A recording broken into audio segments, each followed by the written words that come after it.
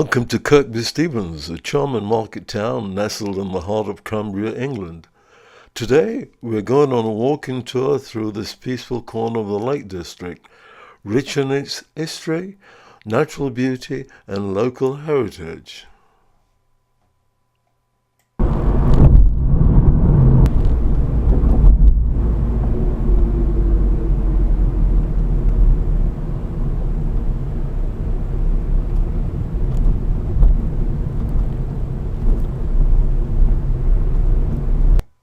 It's a beautiful day in Kirkby Stephen. This is where I'll park the car before we start the walk.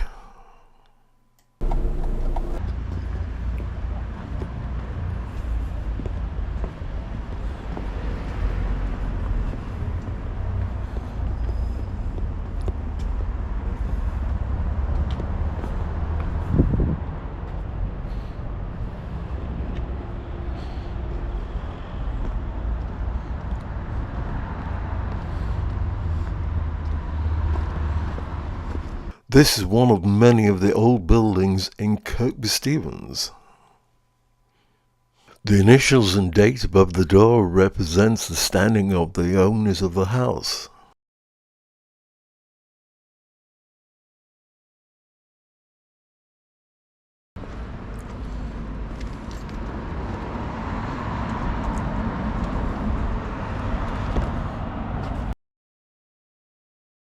Standing in the marketplace is this cross, which acts as a war memorial.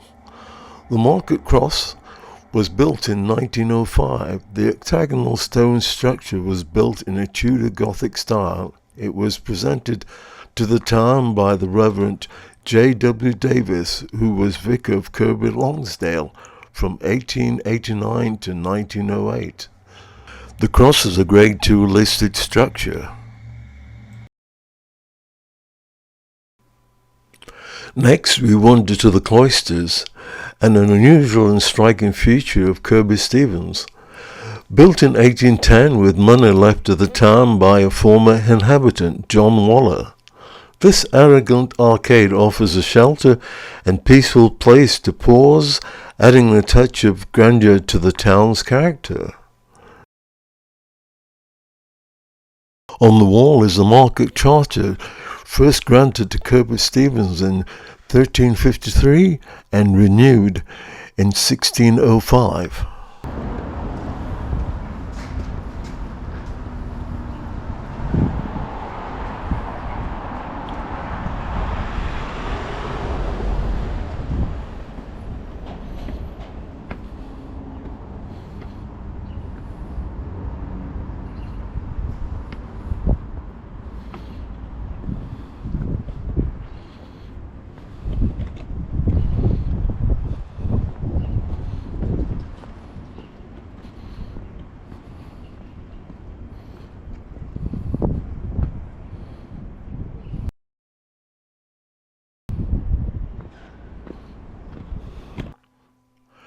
At 8 o'clock each night, the town clock bell at Kirkby Stephen Parish Church rings out 8 times for the time and once for every day of the month.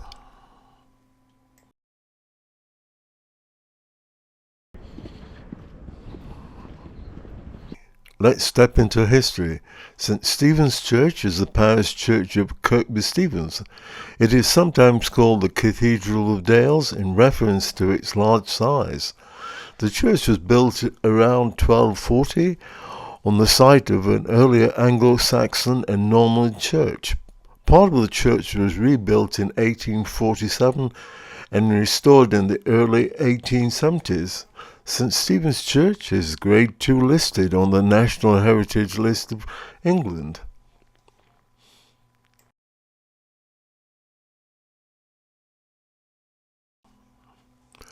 Confronting you as you come in is the so-called Loki stone or bound devil. The Loki stone is an 8th century carving representation of the Norse god Loki, bound and chained. It is one of only 2 known carvings of this type in Europe, and the only one in Britain. It is not known how the stone came to be in Kirkby Stephen, but it serves as a reminder of the Norse influence in this region during the period of the Norman invasion of 1066. This coffin bier is a stand or cart used to hold a coffin or casket during a funeral service or viewing, often used to transport the coffin to and from the church or a funeral home. In Christian burial, the bier is often placed in the center of the nave with candles surrounding it, and it remains in place during the funeral.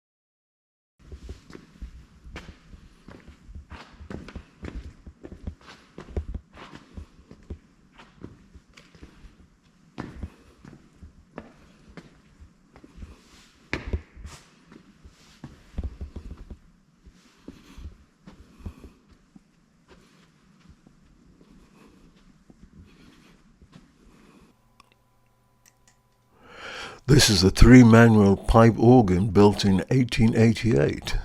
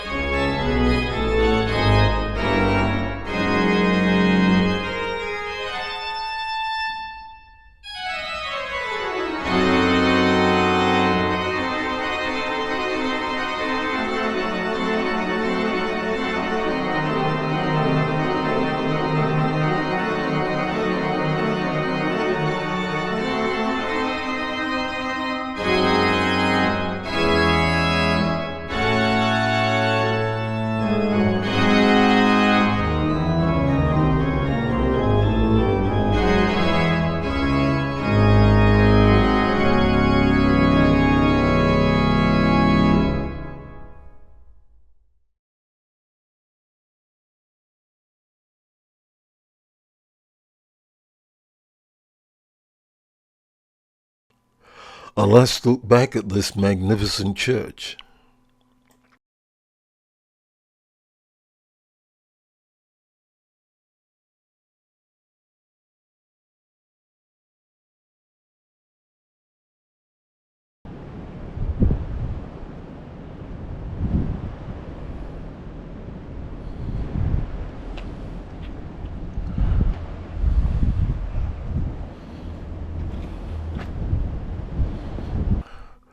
The walk of discovery around Kirkby Stephen continues, now heading for Frank's Bridge.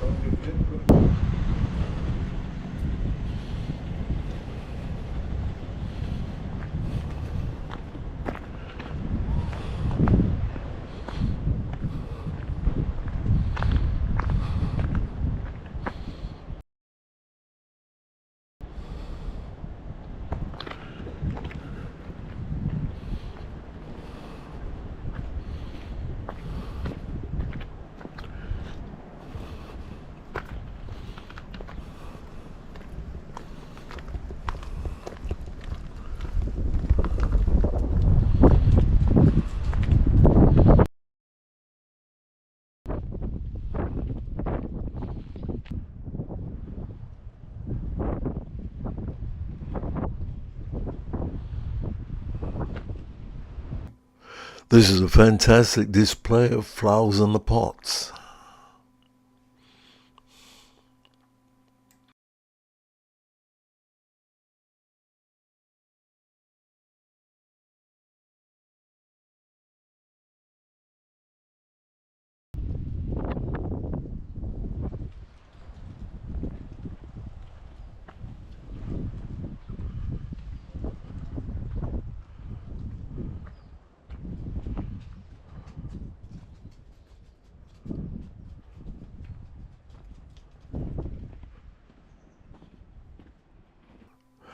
This is River Eden. Water level is very low at the moment. There's been very little rain over the last month.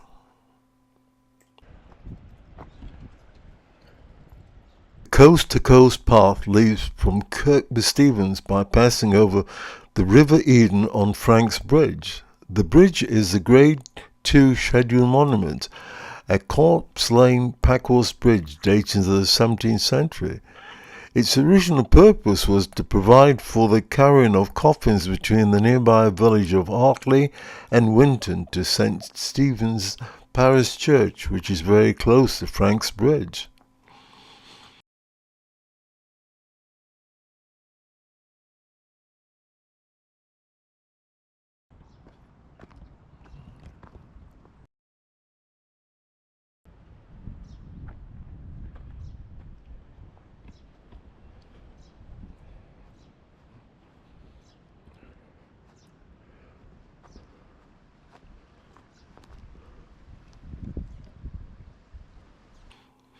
The bridge is believed to be named after Francis Birkbeck, a 19th century philanthropist and local brewer. Many buildings on the Kirkby Stephen side were once part of the brewery, now converted to homes.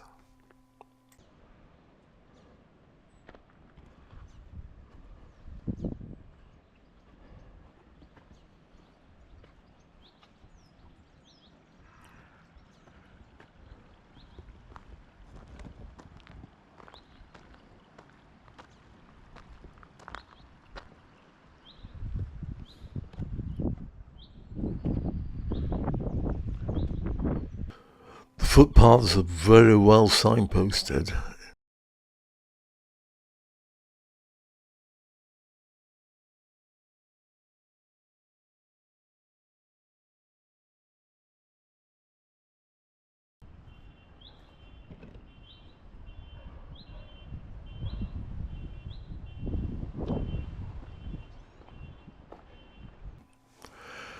Back over the bridge and now heading to the town centre.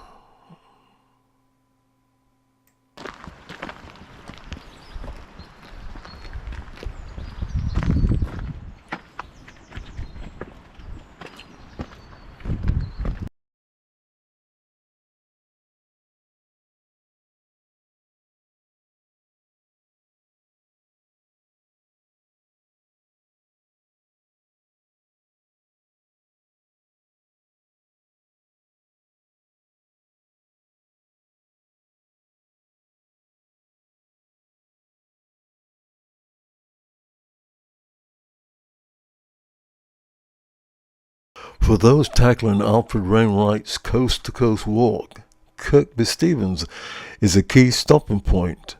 Treat yourself at the Coast to Coast Cafe, where you'll find hearty meals and stories shared by fellow travelers. It's a perfect place to recharge. Kirkby Stephen is a gateway for walkers and adventurers.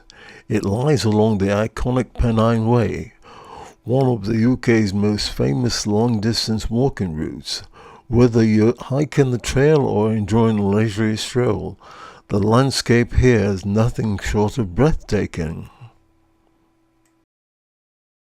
Another fascinating connection to Kirkby Stephen is Michael Faraday, the pioneering scientist who visited Kirkby Stephen in the 19th century. Inspired by the natural beauty of Cumbria, Faraday's discoveries would revolutionize our understanding of electricity and magnetism.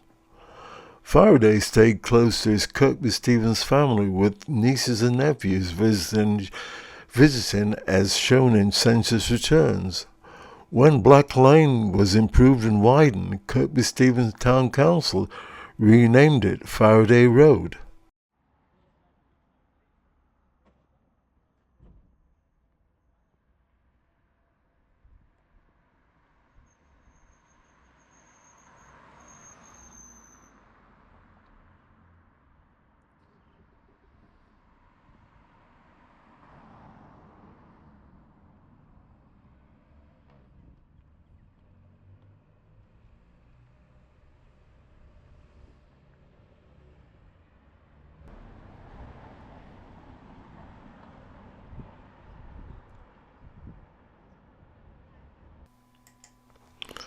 The Upper Eden Visitor Centre provides an extensive range of information and services to people visiting the area, and locally made products at reasonable prices.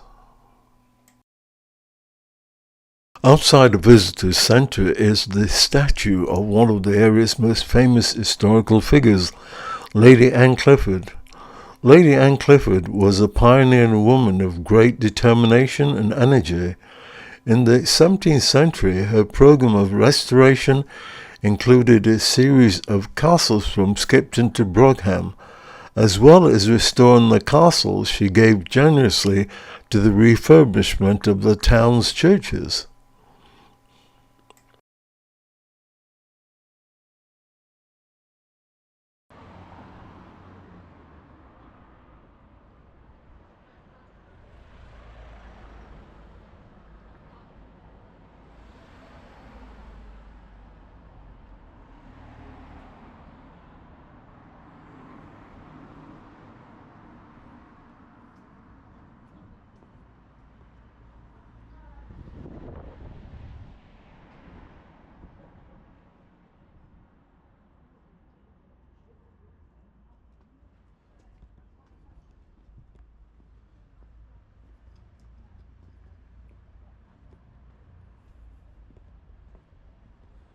As our walk draws to a close, Kirkby Stephen is not just a place to visit.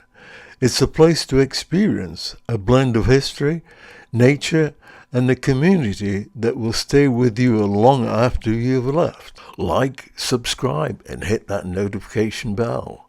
Comments are welcome.